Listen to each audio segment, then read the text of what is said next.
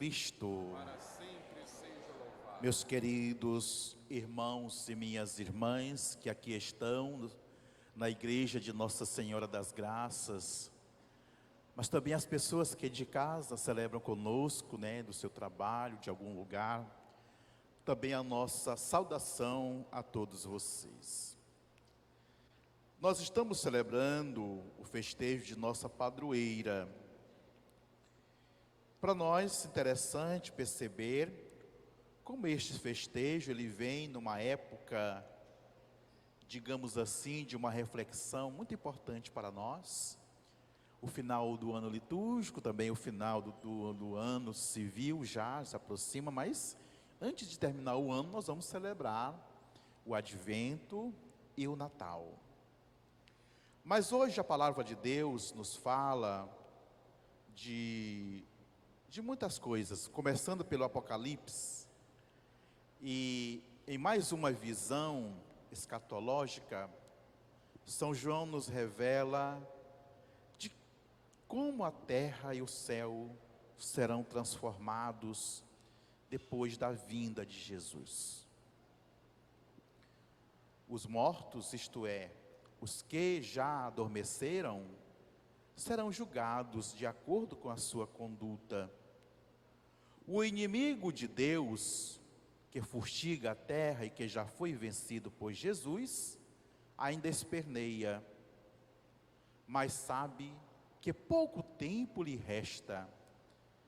Aqueles e aquelas que se mantêm firmes e fiéis a Jesus, que deram testemunho dele e da palavra de Deus, não cairão nas armadilhas da besta e não serão marcados com o sinal da morte eterna.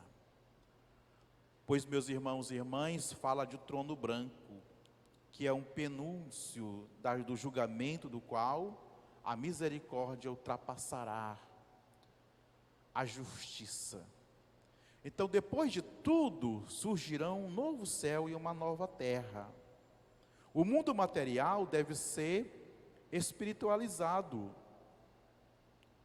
Tudo que era velho é passado e restará a cidade santa, a nova Jerusalém, que descerá do céu de junto de Deus para residir na nova terra. Aí então, todos os fiéis virão com ele, como uma esposa ornada para o marido. E quem é o marido? Quem é o marido é Jesus. Se fala muito de Jesus como noivo, também nas festas de casamento, nos bodas de Caná. Mas, meus irmãos e irmãs, nós olhando para a primeira leitura, o Apocalipse nos fala dessa realidade toda, e muitas vezes em nós, que estamos aqui celebrando, há um pensamento muitas vezes divergente daquilo que é a proposta de Deus para nós. Quando eu estava lendo esses dias, e dizia assim, que fizeram uma pesquisa lá no Santuário de Aparecida, e lá, a maioria das pessoas que estavam lá, celebrando, comungando da Eucaristia, participando do banquete, se alimentando de Jesus, disseram sim à pena de morte. Era a favor. Jesus não é a favor de nenhum tipo,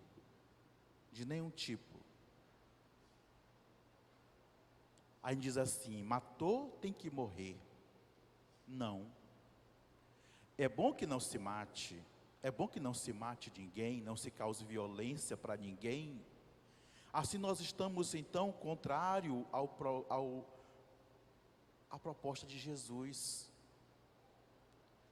Muitas vezes também se fala de por que mataram fulano? Tem um porquê para matar alguém? Tem uma explicação? Poderia não ter, mas se justifica. Foi porque reagiu? Foi porque matou? aí mataram também, foi acerto de conta. Isso tudo vai passando, e tudo isso está fora do projeto de Deus. Tudo isso. O que não deve acontecer mesmo, meus irmãos e irmãs, é a maldade.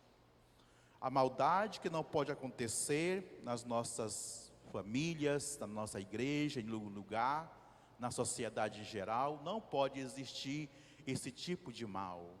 O mal deve ser banido, o mal deve ser tirado.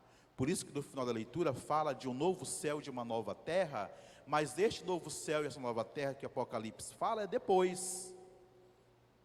Por isso que eu comecei falando de uma visão escatológica, daquilo que é aonde as pessoas, aqueles que já adormeceram, que serão julgados de acordo com a sua conduta, eles já participam deste céu novo, desta terra nova. Nós que ainda estamos aqui, nós ainda estamos participando, ainda de realidades terrenas, ainda de realidades maldosas. Nós, por mais que a gente não participe, mas a gente está, digamos assim, pelo meio dessa situação toda. Por isso, cada vez mais nós somos convidados a trabalhar para que as nossas ações, elas condizem com aquilo que nós celebramos, com aquilo que nós buscamos, que é Jesus. Buscar Jesus, tê-lo em nossa vida, comungar, participar, celebrar, é sempre bom, mas sempre bom, longe de nós, pensamentos contrários, e mais ainda, práticas contrárias ao seu projeto. Também, através desses sinais, nós vamos ver que o Evangelho fala dos sinais do reino de Deus. O céu e a terra passarão, mas as minhas palavras não hão de passar. A palavra de Deus afirma que Jesus virá cheio de glória e de poder, a fim de instaurar definitivamente o seu reino no meio de nós. Mais uma vez, Jesus nos exorta a que estejamos atentos aos fatos e aos acontecimentos que ocorrem no mundo e ao nosso redor, para que possamos esperar com perseverança a sua segunda vinda, quando o mundo será renovado e o reino de Deus definitivamente estabelecido. Por isso, meus irmãos e irmãs, nós celebramos todos os anos o Advento, e lá nós celebramos as duas vindas. Nós digamos assim, festejamos o nascimento de Jesus na sua vinda natural, mas também nós festejamos no Natal também a segunda vinda, que será no fim dos tempos. Por isso que nós estamos realmente vendo que como nós caminhamos com perseverança rumo a essa renovação. Então, o exemplo da figueira nos alerta para que não fiquemos alienados, e sim atentos aos sinais da chegada do reino de Deus em nós. Ele é construído sutilmente dentro de nós, no nosso dia a dia, na nossa caminhada com Jesus, apesar de não percebermos. Podemos desde já compreender os seus sinais de uma mesma forma que percebemos os sinais dos tempos, do clima, da chuva. Há certos sinais que são visíveis para nós aqui na terra: a ventania, as nuvens carregadas de chuva, o calor forte. Quando a noite é nublada, naturalmente se faz calor. Sobretudo também quando se cai um sereno, o calor aumenta. Isso é um sinal muito assim, dito por muita gente, né? Hoje mesmo alguém dizia isso para mim. E assim também há os sinais de que o reino dos céus está próximo. Estes sinais se manifestam dentro do interior da nossa vida. O reino de Deus é uma construção nossa também. Nós precisamos, meus irmãos e irmãs, construir este reino na terra.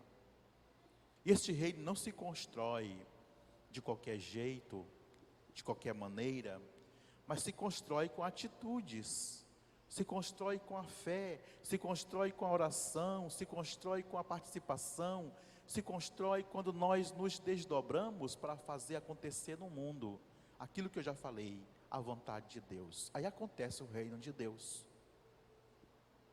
E assim nós vamos vivendo. Como vamos perceber estes sinais que o reino de Deus está próximo? Quando é que vamos perceber? Quando a ação de Jesus, ela estiver realmente agindo na sua vida. Quando a proposta de Jesus estiver realmente filtrada em nossa caminhada. A gente pode perceber assim, o tempo da pandemia, que ainda não passou, a gente percebe muitas pessoas que se afastaram da comunidade, não voltaram, não retornaram. É bom que nós tenhamos cada vez mais uma preocupação neste sentido, porque o reino de Deus é algo assim muito privilegiado. Ir ao encontro do outro, ir em busca daquele que se afastou, daquele que desapareceu, também é construir o reino de Deus no mundo. E quando Jesus nos fala dessa realidade, muitas vezes, de buscar aquela ovelha que ficou para trás. Mas Jesus se fala de uma coisa muito interessante. Quando ele resgata uma ovelha perdida, ele diz, alegrai-vos comigo. Eu fico mais alegre com uma ovelha que se perde, do que por 99 justos que não precisam de conversão. Por isso a igreja, a comunidade, ela tem essa missão de ir ao encontro uns dos outros. Os sinais são sempre aí, estão sempre aí. As coisas estão acontecendo, nós percebemos.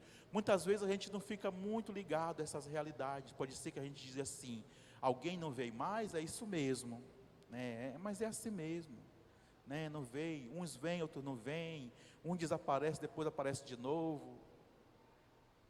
Mas nós não devemos baixar a guarda, meus irmãos e irmãs, e pensar que é assim mesmo.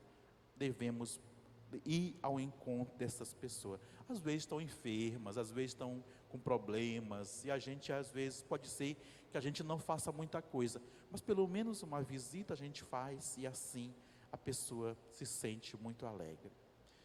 Então, chegando ao final desse ano litúrgico, a palavra de Deus vem nos alertar para que nós possamos ser um cristão realmente condizente com a proposta do Evangelho. Por isso, a palavra de Deus precisa ser praticada, precisa ser testemunhada, ela precisa ser colocada realmente, meus irmãos e irmãs, em nossas vidas, daquilo que nós chamamos de exemplo, daquilo que nós chamamos também de testemunho, testemunhar tudo isso no mundo em que nós estamos. E vocês celebram aqui Maria com o título de das graças. E quantas graças? Quantas são as graças que nós recebemos? E Maria diz mais ainda, olha, façam tudo o que ele disser. Por que Maria disse isso? Quando ela diz isso, é porque ela primeiro fez. Ela disse sim ao projeto de Deus. Ela abraçou esse projeto com toda a sua força, com toda a sua vida. E foi até o fim. O Evangelho diz que Maria estava até a cruz. E nós também precisamos dizer sim ao projeto de Deus, não só hoje, nem amanhã, não só no festejo de Nossa Senhora, mas todo o tempo. Tem dificuldades? Temos contrariedades também, tem, como é que a gente chama? Tem as ondas fortes que muitas vezes penetram na nossa vida, querendo nos derrubar. Mas é preciso que nós nos mantenhamos firme, forte, baseado na palavra de Deus. Façam tudo o que Ele disser. Por isso nada vai acontecer, meus irmãos e irmãs, se nós não transformar a palavra de Deus na prática da nossa vida, assim como Maria fez. E Maria fez isso, e assumiu, e disse sim, e levou esse projeto, teve dificuldade, passou por momentos difíceis, com medo como diz, livrando o filho dos poderosos que queriam matar também. Maria sofreu isso na sua vida. Olha, toma o menino e sua mãe, dizendo para José, o anjo, e foge, porque Herodes quer matar. E eles obedecem a Deus e saem. Isso para dizer que no tempo de hoje também nós precisamos perceber os sinais de perigo, que muitas vezes estão perto de nós, estão ao nosso redor, e também ouvir a palavra de Deus que nos fala sempre, nos instrui, nos dá uma orientação para que nós possamos fazer também alguma coisa pelos nossos, por alguém da igreja, por alguém da sociedade que nós pudermos fazer, vamos fazer para o bem, né? Porque é isso que Maria nos ensina, porque também foi isso que ela fez. É isso que ela nos diz: façam o que ele disser, não façam o que eu digo, façam o que ele disser. E nós celebramos sempre Maria com essa perspectiva de fazer, de obedecer a palavra do seu Filho Jesus. Que nosso Deus nos ajude nesse tempo de festa, que nunca falte em nós a disposição do seguimento. Vocês estão celebrando também com o tema da sinodalidade, é isso? E esse sínodo significa caminhar juntos, que nós possamos caminhar realmente juntos. Não vamos só fazer a aparência de estarmos celebrando juntos, mas que realmente sejamos uma igreja que caminhe unida.